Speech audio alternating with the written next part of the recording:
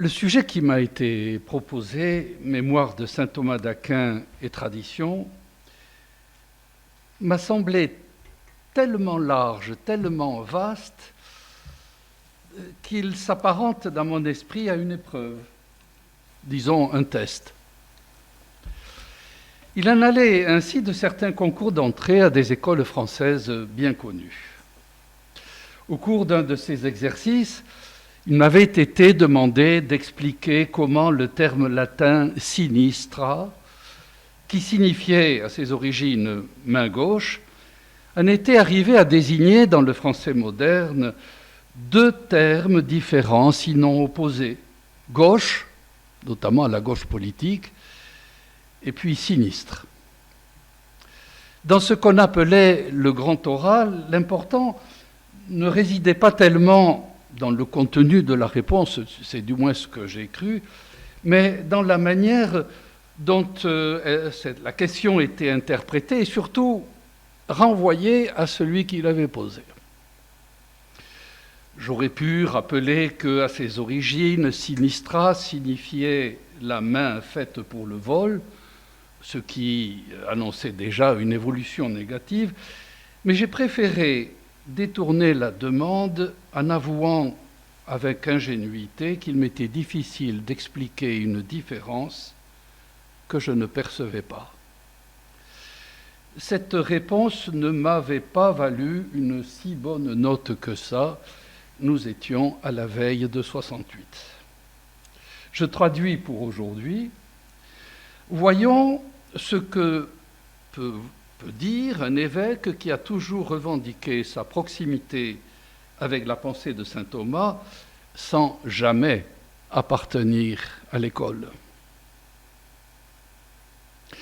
Dans ce texte qui date exactement de 20 ans, le frère Serge Thomas Bonino, dont la recherche et la justesse d'expression ont toujours suscité chez moi une admiration sincère, écrivait: l'œuvre de saint Thomas relève du domaine public, il n'est pas donc nécessaire pour s'y intéresser d'appartenir à une association agréée, ni de subir un rite d'initiation déterminé. Tout un chacun peut lire saint Thomas en français ou en latin, et même y prendre plaisir, sans pour autant faire profession de thomisme. Être thomiste signifie donc davantage qu'être un lecteur, même assidu, de saint Thomas, c'est prendre saint Thomas pour maître. Je me suis demandé si, entre le simple lecteur et le disciple du maître, empruntant quelque peu à l'un et à l'autre, il n'existait pas une troisième catégorie, celle de l'héritier. Héritier avec ce que cela signifie de lucidité dans l'évaluation, mais aussi de reconnaissance, de gratitude devant la richesse transmise. Les circonstances ont voulu qu'arrive chez moi une magnifique statuette de l'Aquinate datant des débuts du XVIIe siècle. Elle figure d'ailleurs dans la très pédagogique exposition qui se tient en ce même lieu, enfin de pas d'ici. Vous êtes invités à aller la voir. Et cette statuette placée à l'entrée de ma chapelle invite à la prière, à la méditation. Je l'ai souvent nommé saint Thomas de toute gratitude. Héritier, saint Thomas n'a jamais hésité à revendiquer ce titre, ce statut. Le terme de tradition présent dans notre titre ne comporte pas de majuscule.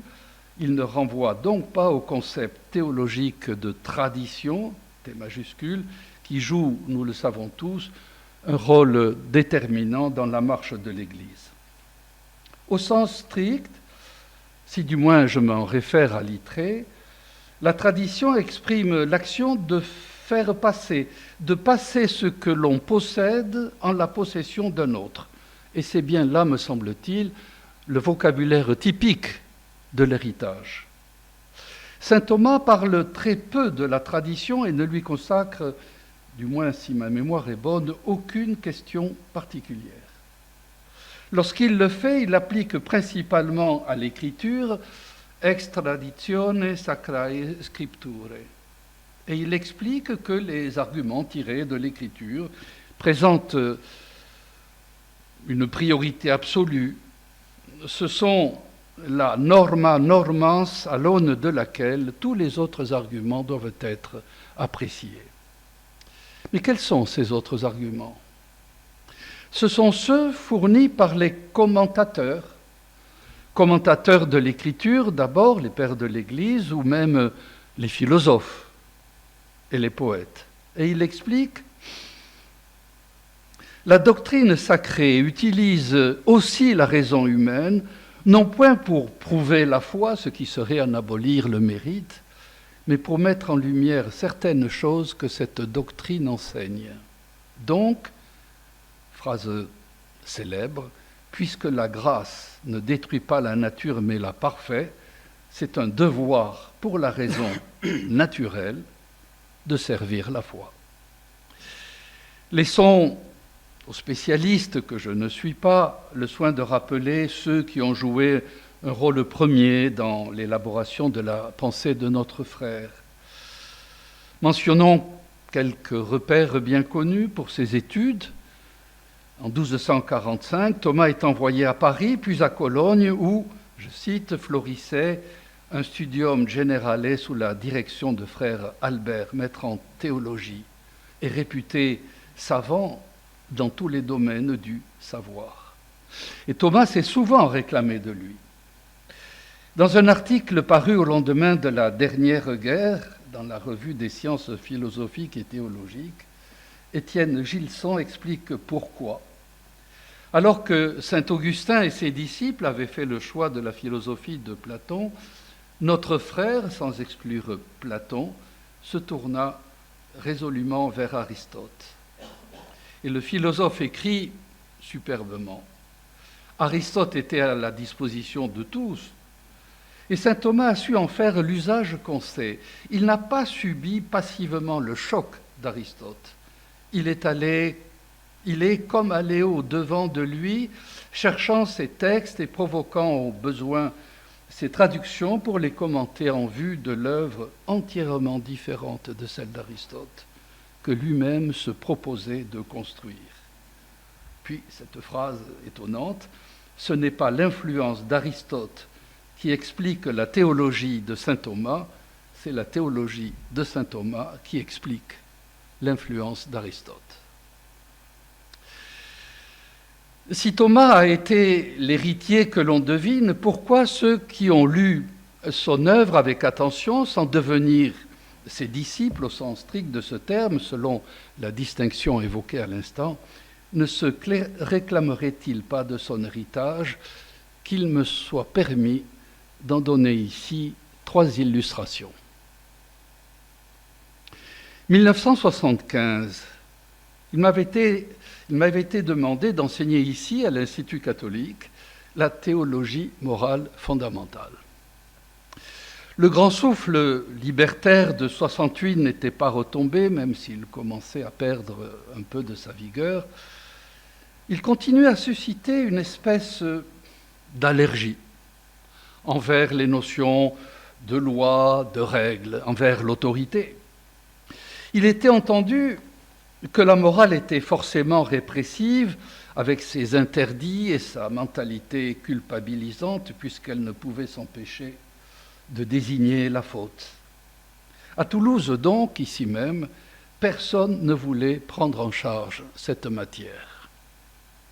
On souriait quand on rappelait que les séminaristes, unique public de l'époque, n'avaient reçu aucun enseignement de ce genre depuis 2 années et qu'ils ne semblaient pas s'en porter plus mal. Comme dans la chanson, le sort tomba sur le plus jeune.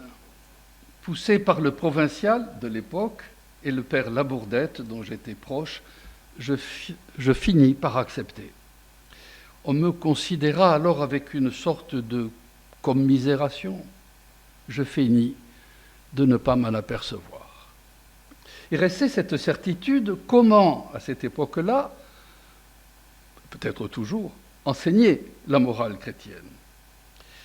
Il était courant de se lamenter à ce sujet à propos d'une, je cite, crise de la morale chrétienne. Une crise marque un paroxysme et puis s'efface au profit d'une situation plus ou moins renouvelée. Or, la crise en question durait depuis des décennies et ne paraissait pas annoncer l'émergence d'une situation nouvelle.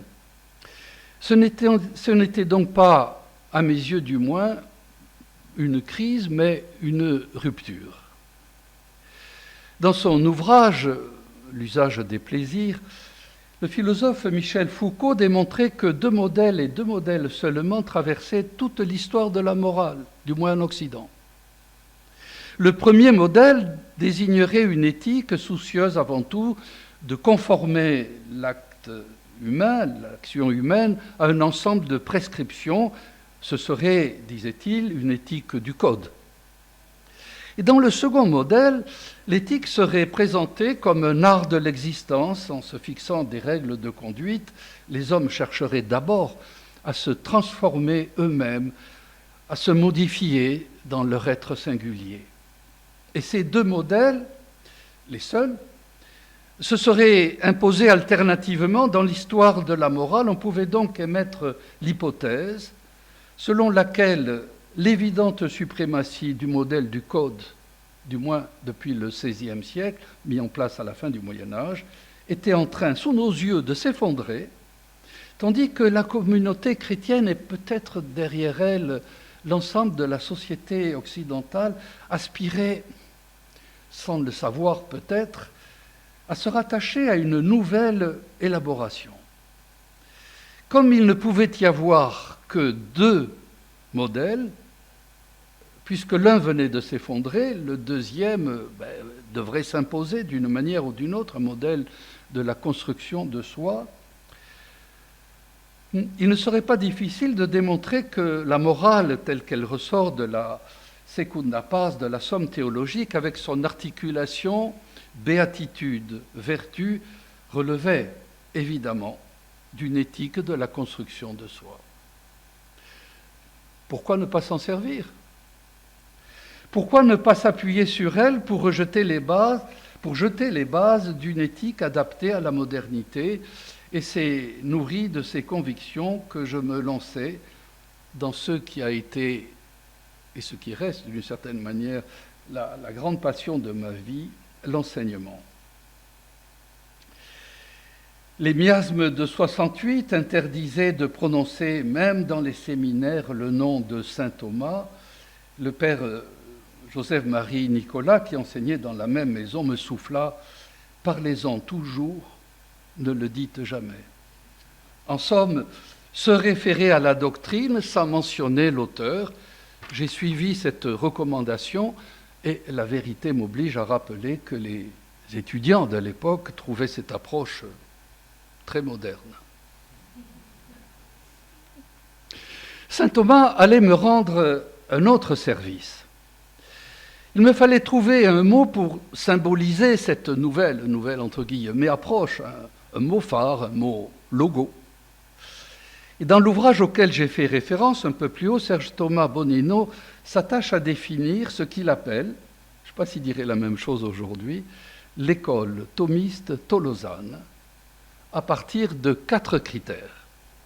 Le respect de l'apport historico-critique de l'œuvre thomasienne, premier critère, l'accueil des richesses apportées par le thomisme vivant, l'apport du thomisme aux questions disputées de notre époque. Et à ce sujet, je dois dire que dans mes voyages accomplis pour des raisons professionnelles, j'ai été admiratif devant des renouveaux extraordinaires de la pensée thomiste aux États-Unis et en Amérique latine, notamment au Chili et en Argentine. Ils avaient créé, forgé cette expression thomisme créatif. Je trouve ça très, très beau. Le second critère, que je n'ai pas énoncé, mérite qu'on s'y attarde un peu. Cette école, donc l'école thomiste tolosane, considère, je cite, saint Thomas non pas d'abord comme un philosophe, mais comme un maître de sagesse chrétienne. Sagesse. Bien, pourquoi ne pas parler de sagesse? J'appartenais au couvent de Toulouse, j'étais dominicain, pourquoi ne pas risquer ce terme?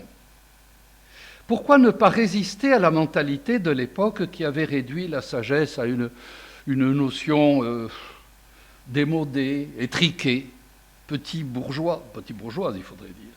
Pourquoi ne pas présenter la morale chrétienne comme un art de vivre, une sagesse, c'est-à-dire, pour reprendre les termes même d'un admirateur de saint Thomas, un art d'incarner l'idée dans le fait, l'infini dans le fini, la fin dans les moyens et la vérité dans la vie qui y conduit. Je choisis cette voie au point de faire figurer la sagesse dans ma devise épiscopale « Gloria tua sapientia mea ». Je viens de parler des vertus. L'étude de ce traité constituait, me semblait-il, le fleuron de mon propre enseignement. Suivant au plus juste les articulations de la Somme, j'avais tenté d'y greffer les redécouvertes américaines du moment. En ce temps-là, en France du moins, le terme même de vertu sentait la naphtaline. Personne ne se risquait à l'utiliser. Aux États-Unis, le protestant Stanley Hauerwas et surtout McIntyre, dont j'avais pu suivre les conférences à l'université de Berkeley, avaient tenté une nouvelle investigation du concept à la lumière d'un aristotélisme réinterprété. J'avais mis le meilleur de moi-même dans cette greffe, et c'est sans doute pour cette raison que je ne parvins jamais à publier le 3e tome de mon précis de théologie morale générale. En revanche, deuxième illustration, la défense et l'illustration de la vertu, selon l'approche de saint Thomas, me poussèrent à livrer une rude bataille. Le pape Jean-Paul II, que l'on a cité, m'avait demandé de participer à un groupe de travail chargé de rédiger la 3e partie du catéchisme de l'Église catholique, partie consacrée à la morale. 2 sections dans cette partie. La première section, qui relevait de la morale générale, donc mon domaine, avait voulu s'appuyer sur une anthropologie tirée de Gaudium et Spes, la constitution conciliaire. Or, cette constitution ne proposait pas, ce n'était pas son objectif, une anthropologie achevée, complète. Il fallait donc compléter et trouver une structure permettant de présenter l'ensemble. C'est ainsi que nous fûmes quelques-uns, 3 en réalité, à instiller, si je puis dire, du thomisme dans la présentation de la morale générale valable pour l'ensemble de l'Église. Cette présentation s'appuie sur la création à l'image de Dieu, ce que disait bien sûr le Concile, mais le Concile, en disant cela, renouait avec une tradition patristique et scolastique qui avait été interrompue au Moyen Âge. Mais à ce rappel de la création à l'image de Dieu, nous avons mis juste à la suite une vocation à la béatitude, le Concile n'en parle pas, et de même fut introduite une moralité des passions pour lesquelles les pères du Concile ne semblaient guère justement se passionner. Enfin et surtout, un long article traitant des vertus, ce que ne prévoyait pas le texte conciliaire. Bref, nous avons essayé de conférer à l'ensemble une atmosphère dans laquelle les thomistes de toutes sortes, je crois qu'il est question des divers thomistes, une atmosphère dans laquelle les thomistes de toutes sortes ne pouvaient que se déplacer avec assurance. Pour le dire de manière succincte, nous avions réussi à planter la semence de saint Thomas dans la présentation d'une anthropologie qui engageait l'ensemble de l'Église catholique en prise avec la modernité. Ce combat se montra plus incertain, disons, dans la présentation de la 2e partie, de la morale particulière. La majorité du groupe nous étions une quinzaine, la majorité du groupe tenait à ce que soit maintenu, comme l'avait fait le Concile de Trente, le cadre des commandements. Et la petite minorité à laquelle j'appartenais plaidait pour une présentation, disons, plus ancienne ou plus traditionnelle, mais aussi, nous semblait-il, plus sensible aux aspirations du moment. Donc une présentation à partir des vertus. Le cardinal Ratzinger, sous l'autorité de qui le groupe travaillait, trancha d'une manière intelligente. Certes, le cadre général de la morale particulière restait bien celui des commandements, mais chacun de ces commandements, ou presque, il y a eu une seule exception, se trouvait doublé de la vertu ou des vertus qui lui correspondaient. Par exemple, le premier déploie les vertus théologales, le quatrième, qui évoque le respect des parents, nous conduit aux vertus de la famille et même aux vertus politiques. L'interdiction du meurtre fait appel aux vertus liées à la défense de la vie, légitime défense, etc. L'adultère est apprécié au regard des vertus de chasteté et de fidélité, et le « tu ne tueras pas » renvoie bien sûr à la vertu de justice. J'avais pu avancer lors du colloque qui marquait le centenaire de la revue thomiste, à quoi on a fait référence tout à l'heure, je me cite, « Lorsque les interventions magistérielles traitent de morale générale, elles semblent marquer l'épuisement du rôle dominant joué par la morale casuiste et préparer non pas un retour pur et simple à saint Thomas, ce qui n'aurait pas de grand sens, mais l'avènement d'un nouveau modèle qui, lui, serait d'inspiration foncièrement thomiste.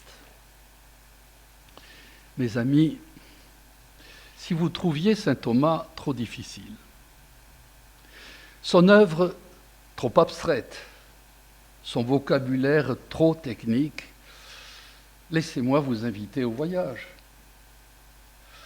et vous conduire à Rome, vous proposer comme troisième et dernière illustration une ultime tapisserie, pour parler comme Charles Péguy, tapisserie de ce que j'appellerais, fournissant ainsi un titre autre à la présente conférence, le goût de l'héritage. Si vous m'aviez fait l'honneur de venir me visiter à la Vaticane du temps où j'en étais responsable, je vous aurais conduit presque tout de suite à la prestigieuse salle Sixtine. J'anticipe vos exclamations, comme c'est beau. Je vous aurais répondu, voilà saint Thomas, en image, en espace, en architecture, en peinture. Imaginez une salle immense, peinte à fresque par la volonté du pape franciscain Sixte Quint. À gauche sont représentées les grandes bibliothèques de l'humanité, évidemment une représentation imaginative, Jérusalem, quelle était la bibliothèque de Jérusalem, Rome, Alexandrie, etc., jusqu'à la Vatican. À gauche donc, ce qu'on pourrait appeler la saga de la raison humaine. Cet intellect valorisé par Thomas, éclairé par sa lumière naturelle, s'appuyant sur le livre, et derrière le livre, toute la culture, la tradition. Capable donc de parvenir à un ordre de vérité. La preuve, c'est que cette partie gauche est parcourue de grandes fenêtres qui donnent sur une place. Une grande place à l'échelle du Vatican, ce n'est pas grand-chose, c'est la place du Belvedere. Belvedere en français. Or, l'italien joue sur les mots. La raison humaine nous permet de bien voir, avec rectitude, vedere bene, mais encore de voir le bien, vedere il bene, par une approche morale rigoureuse, rythmée par les vertus, la beauté, l'espace, l'équilibre. À droite. À droite, on parcourt les grandes étapes de la compréhension de la foi chrétienne, représentées par les conciles du premier millénaire, Éphèse, Nicée, Chalcédoine. L'écriture le livre de la parole de Dieu préside au débat, elle est toujours placée au centre de la fresque. Priorité de l'écriture chez l'Aquinate, comme nous l'avons dit. Et c'est dans la révélation, aurait rappelé Thomas, long commentateur de l'écriture, que le théologien va chercher ses principes. Et là encore, de grandes fenêtres donnent sur une autre place, beaucoup plus petite que la première, la place de la pigne. Pourquoi la pigne ? Parce que la pigne était le symbole de la sagesse chez les anciens Romains. À quoi sert, mettez des guillemets bien sûr, à quoi sert la foi ? À nous introduire à la sagesse divine. Chaque fresque se trouve placée dans un vis-à-vis exact avec celle qui lui fait face. Une bibliothèque, un concile, une bibliothèque, un concile. On comprend que chacune de ces activités, la raison et la foi, n'a pu progresser dans son domaine propre qu'avec l'appui de l'autre. Et l'agencement de la chapelle, de la salle Sixtine illustre ce à quoi les modernes, à la suite de Thomas d'Aquin, sont devenus très sensibles, le dialogue entre foi et raison, ou comme on disait initialement, entre doctrine et culture. Les sources de la vérité peuvent être différentes, mais d'où qu'elles viennent, que ce soit par la raison ou par la foi, ces vérités doivent finalement s'accorder, même si cet accord échappe quelquefois à notre myopie intellectuelle. Comment le dialogue est-il rendu possible ? Et là encore, l'agencement de l'espace de cette salle Sixtine apporte une réponse que le dominicain Thomas n'aurait pas dédaignée. La salle est divisée en deux nefs, à la manière de ces églises dominicaines primitives, comme on peut le voir aux Jacobins. Au centre donc, une allée de piliers, les piliers qui soutiennent l'ensemble, et ils sont représentés sur chacun de ces piliers, selon la face, les inventeurs de tous les alphabets. Depuis Adam, je me suis toujours demandé quelle était la langue évidemment que parlait Adam, jusqu'au Christ, dernier, nouvel Adam, alpha et oméga, dans la posture du maître qui enseigne en passant par Moïse, Pythagore et même, dernier pilier, les Slaves. N'est-ce pas en raison des mots, de leur sonorité, de leur musicalité que Thomas est devenu poète, et même, si j'en crois les commentateurs, l'un des plus grands poètes en langue latine du Moyen Âge tout entier, le poète de l'Eucharistie. Notre frère Olivier Thomas Venard pousse l'analyse plus loin encore quand il écrit « La création poétique de saint Thomas est d'ailleurs là pour nous convaincre qu'il sait ce qu'écrire veut dire. Si l'on définit en première approximation le texte littéraire comme un texte où prévaut une poétique, la somme ne semble déjà plus si éloignée de la littérature. » Avant de nous séparer, puisque nous étions à Rome, faisons un saut jusqu'à Roccasecca, dans l'ancien comté d'Aquino. Il n'est pas nécessaire de se réclamer de M. Taine pour affirmer que la terre natale imprime sur l'esprit qui s'éveille des sensations, des impressions, qui le suivront toute la vie. Dans l'ancien château où est né Thomas, ou plutôt des pauvres, des petites ruines qui en subsistent, sur un pic rocheux, le regard voit large. Il suit l'ancienne Via Latina, unissant l'Europe à l'Afrique. En se forçant un peu, il pourrait apercevoir par-delà le port de Naples la Méditerranée aux 1000 rivages. La limite entre les États pontificaux et l'Empire germanique passait à 2 pas de là, obligeant la famille à osciller constamment entre le pape et l'empereur. Voir large.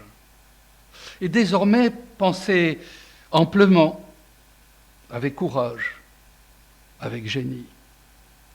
Un mot nous est soufflé, une vertu pour désigner cet état d'esprit, la magnanimité qui, je cite Thomas, implique une âme qui tend à la grandeur, voir grand et ne pas hésiter à employer de grands moyens.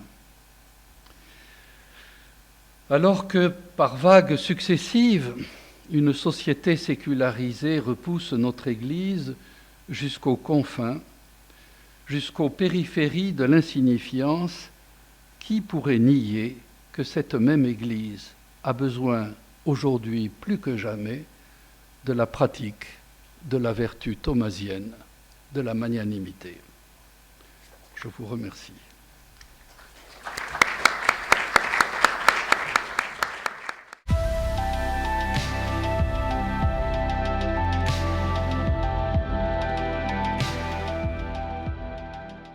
D'abord, qu'entendre par cette formule le statut intellectuel de saint Thomas? La chose n'est pas si claire.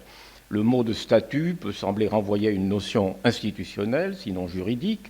On peut parler de statut professionnel, ce qui, en l'occurrence, dans le cas de saint Thomas, renverrait à son statut d'étudiant, puis d'enseignant, bachelier, licencié, maître, tels qu'il les a connus au fil d'un cursus d'études, défini lui-même d'ailleurs par des statuts, les statuts de l'université ou les statuts de son ordre. Mais on pourrait parler aussi du statut religieux de saint Thomas, celui d'un prêcheur, évidemment, et de son statut social, celui de rejeton d'une famille de la grande noblesse d'Italie du Sud, statut qui n'a pas été complètement occulté par son entrée en religion. Donc, cette notion de statut intellectuel qui m'était proposée, merci, cette notion de statut intellectuel qui m'était proposée peut recouvrir ces diverses acceptions, mais là aussi, me semble-t-il, une dimension moins juridique, plus concrète, et se rapproche plutôt, c'est comme ça que j'essaierai de la traiter, de la notion de fonction ou même de situation occupée de manière éventuellement temporaire. Et cette notion de situation renvoie elle-même évidemment à une pratique vécue. Quelle idée saint Thomas se faisait-il lui-même de son statut intellectuel? Quelle image, quelle représentation les contemporains, c'est-à-dire aussi bien les universitaires que les dominicains, se faisaient-ils de saint Thomas en tant que maître et en tant que prêcheur? Le second élément de mon titre qui fait d'une certaine manière problème, c'est l'Université de Paris. Alors évidemment, l'Université de Paris était au XIIIe siècle, au milieu du XIIIe siècle, une institution solide et importante, parfaitement reconnue par les contemporains et bien étudiée depuis longtemps par les historiens. Et il est indiscutable, nous y reviendrons, que l'Université de Paris a occupé une grande place dans la vie de saint Thomas et qu'il avait pour elle de l'admiration et de l'attachement. Il reste que l'appartenance universitaire n'était pas pour lui la seule, ni même la plus prégnante, et qu'il était avant tout frère Thomas, membre de l'ordre des prêcheurs. Il théorisera d'ailleurs et justifiera, vous le savez, cette double appartenance dans le Contra Impugnantes. Dans ces conditions, est-il possible seulement de distinguer Thomas universitaire et Thomas prêcheur? Son statut intellectuel ne se définit-il pas précisément par cette conjonction, et n'est-ce pas de celle-ci qu'il faut essayer de saisir la logique vécue, intellectuelle et spirituelle? Et puis, la dernière chose qui pouvait poser problème, mais c'est moins important, c'est le cadre chronologique proposé. À prendre les choses au sens strict, le milieu du XIIIe siècle renverrait uniquement au premier, ou si l'on préfère aux deux premiers séjours parisiens de saint Thomas. 1245-1248, ce premier séjour a été discuté, vous le savez, mais enfin il me semble, en tout cas c'est ce que dit le père Torel, que j'ai suivi partout où sa position me paraissait raisonnable, il semble que ce séjour ait bien existé et duré quand même plusieurs années, et puis son deuxième séjour, 1251, 52, 59. Mais peut-on faire abstraction, dans la perspective qui est la nôtre, du troisième séjour, celui de 1268-1272, qui certes se situe dans un contexte tout différent, présente des caractères et une tonalité propre, mais qui est aussi dans le prolongement des précédents, et certains éléments s'éclairent mieux, je crois, à la lumière des événements et des documents relatifs à ce dernier séjour, et j'y ferai donc également appel. Alors, pour essayer de répondre à ces questions, il faut naturellement tenir compte de la nature des sources. Les écrits même de saint Thomas, pour abondants qu'ils soient, ne sont pas très bavards d'une certaine manière à ce sujet, car la subjectivité de l'auteur, comme vous le savez bien, y est toujours contenue. Les documents officiels de l'université et de l'ordre, les statuts, les constitutions, les bulles, etc., sont plus directement intéressants, d'autant qu'ils sont normalement clairs et bien datés, mais le nombre en est limité. Enfin, les sources littéraires et narratives, même au sens large, doivent être utilisées avec précaution, en tout cas pour notre propos.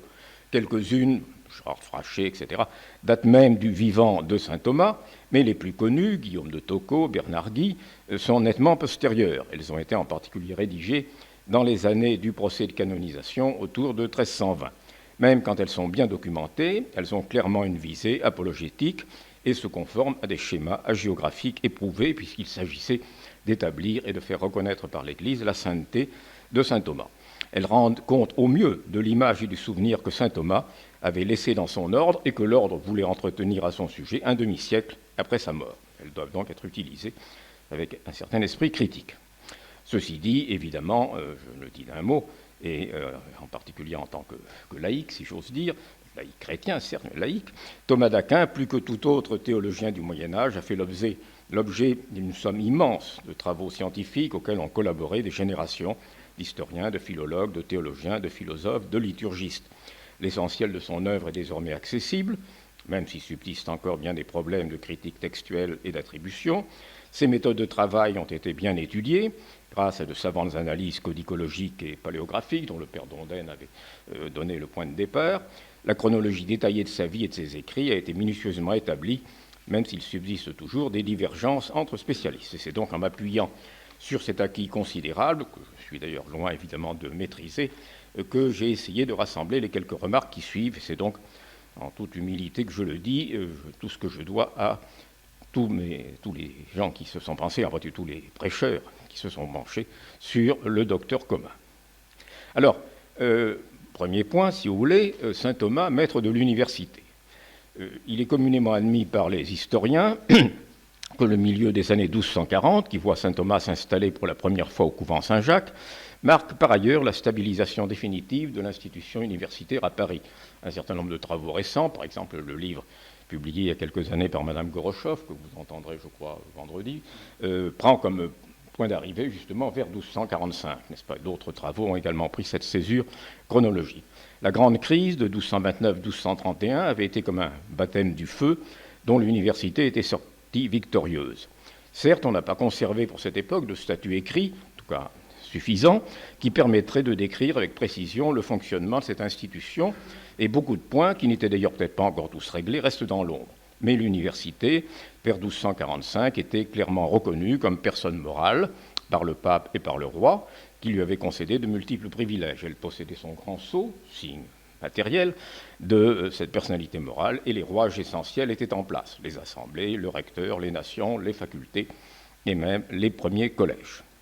Solidement établie, l'université de Paris, que dans l'insipide de sa célèbre bulle de 1231, du 13 avril 1231, Grégoire IX avait pu qualifier de parin scientiarum, mère des sciences, jouissait désormais d'un prestige intellectuel, moral et doctrinal incomparable, et son large recrutement géographique à travers toute la chrétienté occidentale témoigne de son rayonnement international, qui a été bien mis en valeur notamment dans le travail de Madame Gorochoff que je citais à l'instant. Des professeurs réputés, auteurs de nombreux écrits, enseignaient déjà dans les écoles parisiennes, tant en théologie qu'en philosophie et en droit canonique. Et les traductions les plus récentes, non seulement celles d'Aristote, mais aussi d'Averroès, comme l'avait jadis, naguère montré le père Gautier, étaient largement accessibles à Paris dès les années 1220-1230. Les nouveaux ordres religieux, en particulier les prêcheurs et les mineurs, ont été très vite attirés par l'université.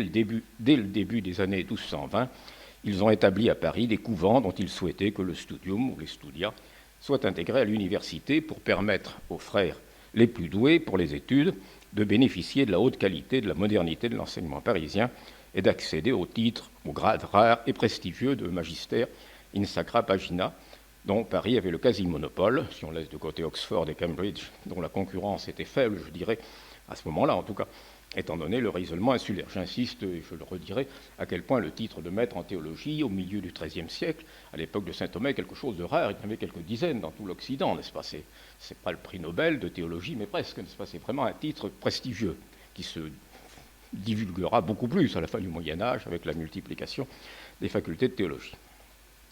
Que l'université de Paris ait été définitivement constituée ne signifie naturellement pas qu'elle était désormais à l'abri des tensions et des conflits, tant avec la population parisienne que les autorités extérieures, ecclésiastiques ou laïques, en son sein même. La chronique de ces conflits a été bien retracée par les historiens de l'université, et je n'y reviens naturellement pas. Il faut simplement rappeler pour notre propos que la présence au sein de l'université des ordres religieux, de leurs étudiants et de leurs écoles était précisément une des sources de tensions internes. Le succès des enseignements mendiants auprès des étudiants, le prosélytisme des nouveaux ordres dans les milieux universitaires, dont la correspondance de Jourdain de Saxe, par exemple, rend tout à fait compte, alimentèrent ces tensions.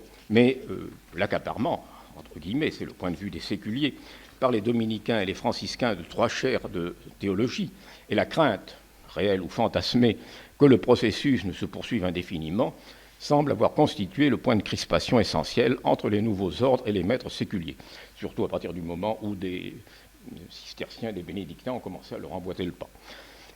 Et c'est dans ce contexte, donc, que Albert le Grand arrive à Paris en 1245, accompagné de Thomas, pour occuper justement une des 2 chaires dominicaines, la chaire dite des étrangers. C'est donc dans un climat toujours tendu, et même à partir de 1253 franchement conflictuel, que Thomas va parcourir tout son cursus studiorum. S'il a fait des études universitaires d'arts libéraux et de philosophie, ce ne peut être qu'à Naples, entre 1239 et 1244. À Paris, on ne le saisit vraiment que comme étudiant en théologie, d'abord pendant 1 an comme bachelier curseur, achevant ses lectures de la Bible, qu'il avait peut-être commencé à Cologne, puis bachelier sentenciaire, consacrant 2 années pleines, jusqu'en 1254 ou 55 à la lecture qu'il consacre à la lecture des 4 livres des sentences de Pierre Lombard. On sait moins bien à quoi il occupa le ou les 2 années suivantes. Il était alors ce qu'on appellera plus tard un bachelier formé.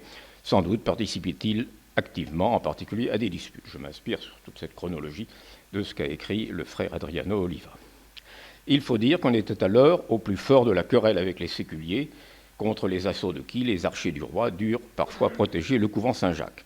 Cela n'empêcha pas Thomas d'obtenir du chancelier de l'université l'autorisation de se présenter à la licence en théologie, puis de faire son principium à l'hiver et au printemps 1256. Il faut cependant attendre le 15 août 1257 pour qu'il soit admis, en même temps que Bonaventure, sous la pression directe d'Alexandre IV, du Saint-Siège, dans le consortium magistrorum des maîtres en théologie, dont les précédents régents dominicains avaient été exclus en 1253 par les séculiers.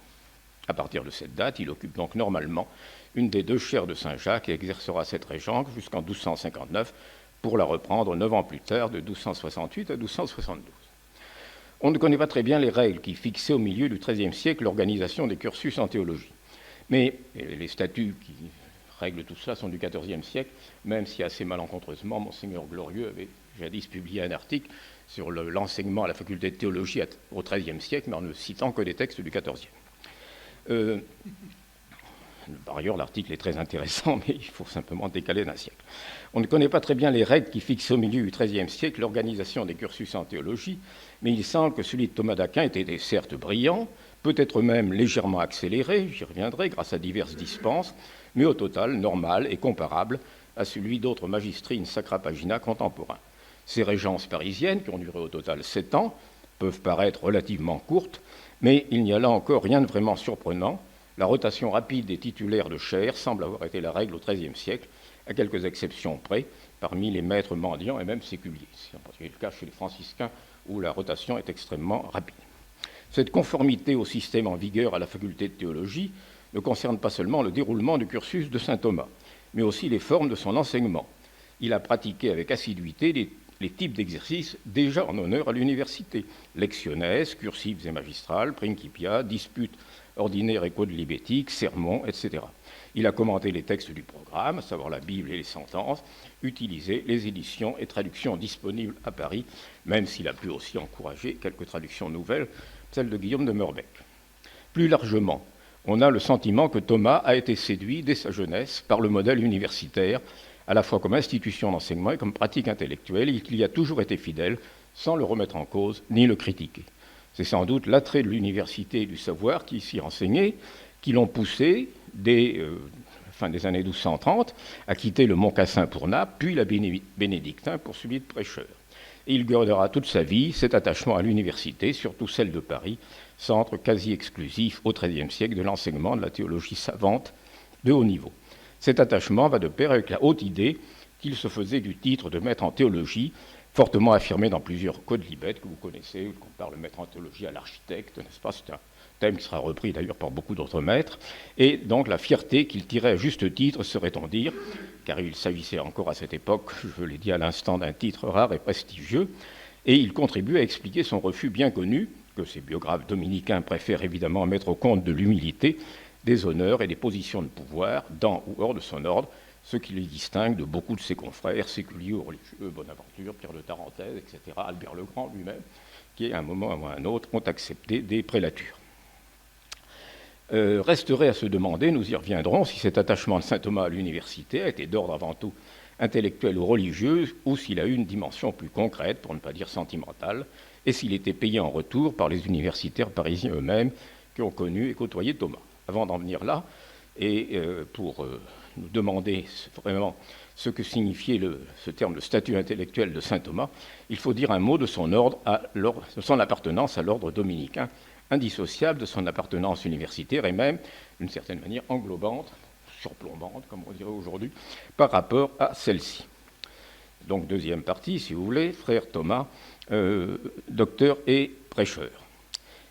Docteur et prédicateur. Il est inutile d'insister sur le fait que saint Thomas était profondément attaché à l'ordre des prêcheurs. Cette appartenance religieuse était sinon antérieure, en tout cas supérieure à son appartenance universitaire, car elle correspondait à un engagement irrévocable et perpétuel, sanctionné par des vœux solennels, ce que l'appartenance universitaire était d'autant moins pour les mendiants, que ceux-ci précisément répugnaient à prêter les serments d'obéissance et de fidélité que l'université exigeait normalement de ses membres. Les biographes de saint Thomas, les témoins du procès de canonisation, ont évidemment dressé de lui le portrait du prêcheur idéal. Ils vantent sans réserve son humilité, sa charité, sa piété et surtout sa pratique constante de la vertu d'obéissance vis-à-vis de ses supérieurs dans l'ordre et du souverain pontife. Ils vantent aussi sa science et ses rares qualités intellectuelles, sans jamais suggérer que celle-ci ait pu venir en contradiction avec la pratique des vertus chrétiennes dont elle permettait au contraire la parfaite actualisation. Alors évidemment, ce sont des propos hagiographiques, mais ce que l'on sait de la vie et de l'œuvre de Thomas d'Aquin ne les infirme pas vraiment. À donc croire ces sources, tous les déplacements de saint Thomas, que j'ai indiqués tout à l'heure, se seraient faits sur l'ordre de ses supérieurs, qui ne se décidaient quant à eux qu'en fonction des intérêts de l'ordre des prêcheurs.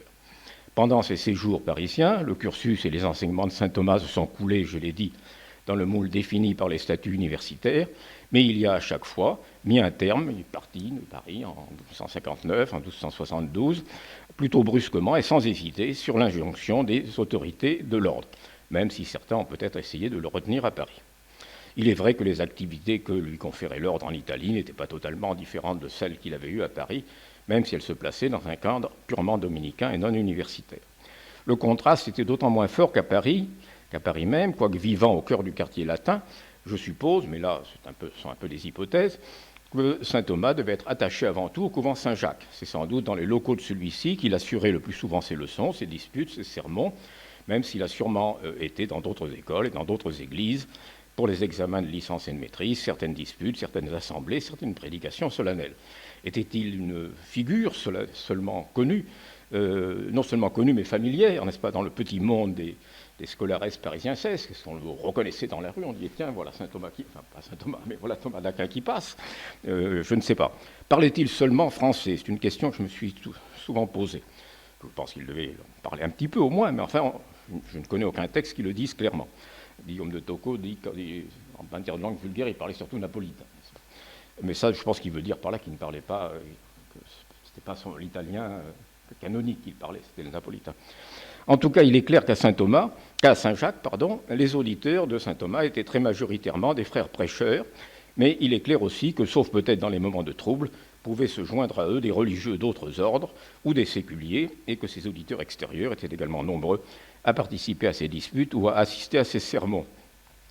Le seul mérite que Guillaume de Saint-Amour reconnaît aux mendiants dans le De Periculis est qu'il y avait parmi eux des hommes qui, je cite, semper vacant studio literarum, et que leurs enseignements avaient du succès, ce qui ne plaisait évidemment pas à Guillaume de Saint-Amour. On ne peut cependant exclure que, comme avant lui Albert le Grand, Thomas est, même à Paris, assuré aussi des enseignements, si on peut dire fermés, réservés aux seuls frères de l'ordre. Quoi qu'il en soit de ces remarques, de toute façon hypothétiques, il est sans doute plus important pour notre propos de rappeler, tout en étant parfaitement conscient de la spécificité des enseignements destinés aux frères dans les studia generalia de l'ordre, universitaires ou non, tout en bataillant pour défendre son ordre contre les manœuvres et les attaques des séculiers, mais en affirmant son droit à rester dans l'université, sur lequel il a toujours été très ferme, à la différence, a-t-on supposé peut-être, des franciscains, et notamment de Jean de Parme, qui au moment le plus dur de la querelle a peut-être envisagé comme quelque chose de possible un certain retrait des franciscains de l'université, ce qui n'a jamais été le cas de saint Thomas ni des prêcheurs. Et il souhaitait évidemment que les enseignements des mendiants se rapprochent le plus possible des enseignements universitaires, tant de philosophie que de théologie. Il faut en particulier rappeler ici son rôle au chapitre général de Valenciennes en 1259, où une commission formée des 5 maîtres sans doute les plus éminents à cette date de l'ordre, Thomas lui-même, bien sûr, Bonhomme, Florent de Hédin, Albert le Grand, Pierre de Tarentaise, fut chargé de concevoir une réforme d'ensemble des études dominicaines, destinée à rehausser à la fois le niveau de l'enseignement dans les Studia Generalia et de permettre à un plus grand nombre de frères d'accéder à une bonne formation en art et en théologie. Alors, ces constitutions ne parlent pas explicitement de l'université, mais il me semble que la référence universitaire et l'intérêt de se rapprocher de celle-ci est présente à l'arrière-plan de ce texte. Donc, dernier point qui me tiendra lieu de conclusion, saint Thomas, finalement, figure exceptionnelle dans son statut intellectuel, puisque c'est le point qui nous intéresse. Je vais essayer de montrer comment la figure et le statut intellectuel de saint Thomas s'étaient constitués par la confrontation avec les exigences simultanées, indissociables mais distinctes, de sa double appartenance institutionnelle et religieuse. Évidemment, pour pouvoir affirmer le caractère exceptionnel de saint Thomas, il faudrait pouvoir le comparer à d'autres maîtres contemporains. Et il faut ici se méfier des effets de source. Saint Thomas est particulièrement bien connu du fait de l'importance de ses écrits et des sources littéraires et documentaires qu'il concerne. On peut essayer de faire le travail pour Albert le Grand ou pour Bonaventure, et encore, et c'est tout. Mais sans doute bien d'autres maîtres parisiens qui ont laissé peu de traces, voire pas de traces du tout dans la documentation, ont pu être malgré tout des personnages exceptionnels. Et que l'on pense même pour quelqu'un qui a laissé beaucoup d'écrits, comme Roger Bacon, mais dont la vie est quand même assez mal connue, la condition de production des œuvres est également mal connue, nous sommes gênés pour interpréter le personnage de Bacon beaucoup plus que celui de Thomas. Je vous remercie.